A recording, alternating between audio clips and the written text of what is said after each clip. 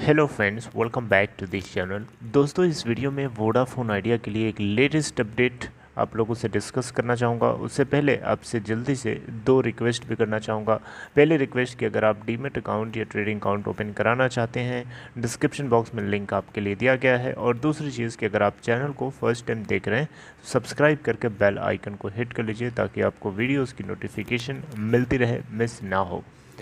दोस्तों, आज 23 नवंबर 2021 को वोडाफोन आइडिया के अंदर अगर आप देखें तो प्रीवियस डे क्लोजिंग प्राइस 10.60 के कंपेयर में 10.45 पे ओपन हुआ। आप देख सकते हैं यहाँ पे लगभग आप देखें तो 15 पैसे की गैप डाउन ओपनिंग होती है। उसके बावजूद भी 10.90 का हाई बना डालता है और गिर जाने के बाद आप देखें यहाँ पे तो 10.30 का लो भी बना डालता है।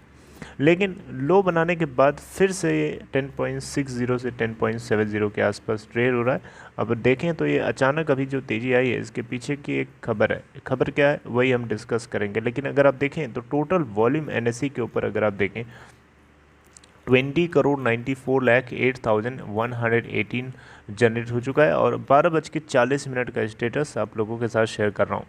देखिए, इसका 52 वीक लो 4.55 का हाई है दोस्तों 13.80 का। 13.80 का अगर लेवल टूटा तो मान के चलिए कि ऊपर ये भाग सकता है। लेकिन 13.80 का लेवल टूटना इसके लिए बहुत ही मुश्किल काम है, क्योंकि जो टैरिफ हाइक को लेकर के जो खबर है, अब क्या इतना ही सफिशिएंट है? नहीं जी नहीं, इतना ही सफिशिएंट नहीं है।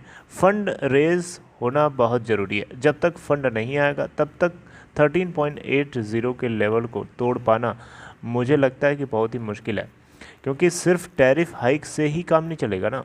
फंड रेज करना भी उतना ही इम्पोर्टेंट है और मुझे लगता है कि फंड रेज हो सकता है टैरिफ हाइक के आधार पर, क्योंकि जो एग्जिस्टिंग इन्वेस्टर्स हैं या फिर जो नए इन्वेस्टर्स हैं उनका भी दिल लगेगा इसके अंदर कि हाँ चलो, कंपनी के अंदर कुछ अब स्टेबिलिटी आने की पॉसिबिलिटी नज़र आती है, राइट। तो जिसको देख करके हो सकता है जो एग्जिस्टिंग इन्वेस्टर्स प्लस जो प्राइवेट इक्विटी इन्वेस्टर्स हैं उनका इंटरेस्ट इसके अंदर और बढ़े। हो सकता है फंड रेज आसपास के टाइम में आपको होता हुआ दिखाई दे, जो कि क्रूशियल है। और उसी के बाद मुझे लगता है कि ये 20s में भी आपको कूद के जाके दिखाई दे सकता है। दोस्तों, आप देखें यहाँ पे तो एक अपडेट आई है। यहाँ पे मनी कंट्रोल के एक छोटे सी आर्टिकल के जरिए आपको बताने की कोशिश कर रहा हूँ। Vodafone Idea to hike tariff by 20 to 25% from November 25। जैसा कि मैंने आपको बताया था, भारतीय एयरटेल के चले हुए रास्ते के ऊपर वोडा आइडिया बिल्कुल सेम स्टेप्स फॉलो कर रहा है। इस बार ऐसा हुआ कि भारतीय एयरटेल ने शुरुआत करी टैरिफ हाइक को लेकर के।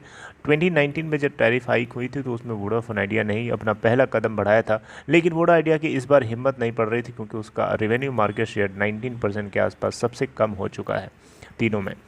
इसलिए अभी भारतीय एयरटेल को फ़ायदा ही फ़ायदा हो रहा है, उसके सब्सक्राइबर्स की भी गेन हो रहा है। इसीलिए उसने हिम्मत करी और हिम्मत का फ़ायदा वोडा आइडिया भी सेम स्टेप्स को फॉलो करते हुए करने जा रहा है। देखिए आप दोस्तों, यहाँ पे इनका जो बेसिक प्लान था 79 रुपये, जो पहले एक समय था, इससे पहले 49 रुपीज़ का मिलता था।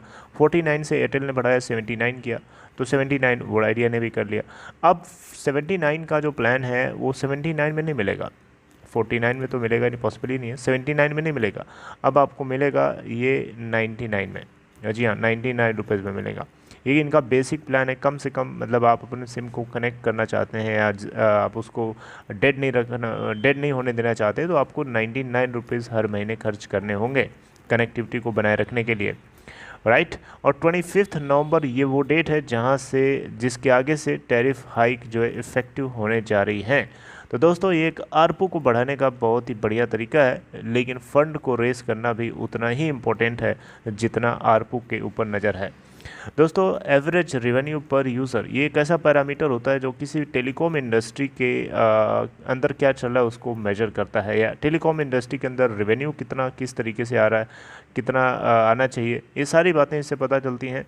आरपू एयरटेल की तरफ से जो डिमांड करी जा रही है, या फिर यूँ कहिए कि एयरटेल की तरफ से जो प्लानिंग है कि वो 200 के लेवल के आसपास अपना आरपू पहले ले जाए, फिर 200 से बढ़ा करके धीरे धीरे 300 के लेवल तक को लेके जाना चाहता है, ताकि टेलीकॉम इंडस्ट्री के अंदर हेल्दी कंपटीशन भी बना रहे, हेल्दी सर्विसेज भी डिलीवर होती रहे और इंडिया का जो डिजिटल सपना है वो भी पूरा होता रहे। वोडाफोन आइडिया ने अपना पूरी तरीके से योगदान देना चाहता है इंडिया के डिजिटल इंडिया विजन के लिए। तो दोस्तों ये आपको बात जो है पता होनी चाहिए। आई होप कि आपको ये खबर समझ में आई, और मुझे लगता है कि वोडा आइडिया का मैनेजमेंट इन बातों से थोड़ा सा उत्साहित होकर के कुछ फैसले लेगा, जल्दी ही लेगा। और मुझे एक खुशी के बाद दूसरी खुशी भी सुनाई देगी ज़रूर जल्दी ही। फंड रेजिंग को लेके हम बात करेंगे आने वाले टाइम में, जैसे कुछ अपडेट आती है। दोस्तों बस इतना ही इस कंटेंट के अंदर। इफ़ यू लाइक दिस, आप इसे लाइक और शेयर कर सकते हैं। बाकी अपना ख्याल रखिए। I will let you know something different in next content.